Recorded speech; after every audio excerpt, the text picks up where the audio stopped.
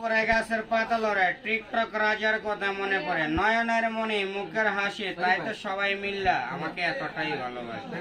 কিন্তু ভালোবাসা জানি না ভাই দিতে পারি কিনা তবু দেওয়ার জন্য চেষ্টা করি তো যাক গ্যাস আপনার যে যেখানে থাকেন না কেন ওই ভিডিওটা পাইলে লাইক কমেন্ট শেয়ার করে দিবেন কেন বললাম তারও কারণ আছে তো এইবার দেখেন আস্তে